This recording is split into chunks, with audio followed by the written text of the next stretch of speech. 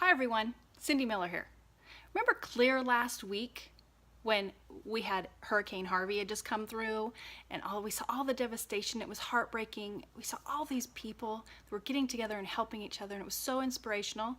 Well, I started thinking about it as I've watched what they've had to do and go through over the past week or so. And I thought, you know what, if I was there, what could I do to help? What would I do in an emergency? So I thought about it and I thought, hey, I wrote a book on thermal cooking. Obviously, I'd be helping people eat. I'd be feeding people.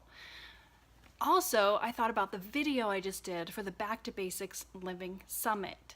And in it, I talk about principles of how to help an emergency, what you could do with what you had. So I started thinking, what do I have around the house? Let's collect it. So I collected my stuff, I did a little math, I figured out how many people I could feed serving 2 meals a day in thermal cooking or retain heat cooking devices.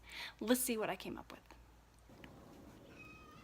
All right, here we are back in the back with all of my stuff that I rounded up, my thermal cooking stuff. And I have to tell you that I am a crazy person. Somehow I actually have 9 thermal cookers, but I have lots of other things too that can facilitate retained heat cooking. There's baskets with blankets, there's a Wonder oven, a Wonder bag, a HopeSaC. Coolers are excellent for retaining heat.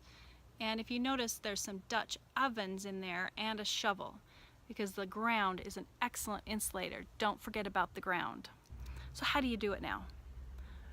All right, the principles, I teach them in my Back to Basic Living Summit video that comes out next week. In fact, just so you know, my video is free on Thursday, so make sure you get registered. The link should be right here with this post. All right, so let's talk about how we're gonna do it and what we're gonna cook. Let's say I'm just making soup. I got ingredients for soup. I'm gonna fill all these with soup.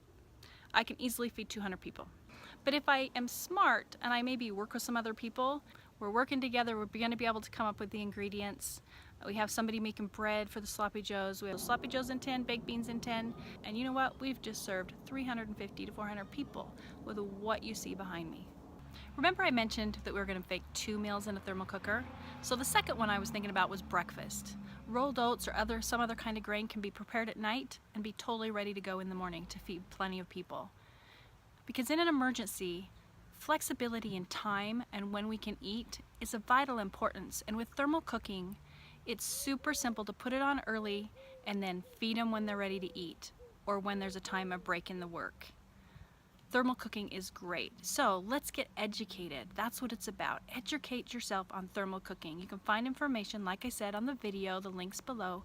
Also, you can get my cookbook, Let's Make Sense of Thermal Cooking. That will have information for you on how to do it. And there's more information on my website at thermalcooking.net. Thanks for joining me.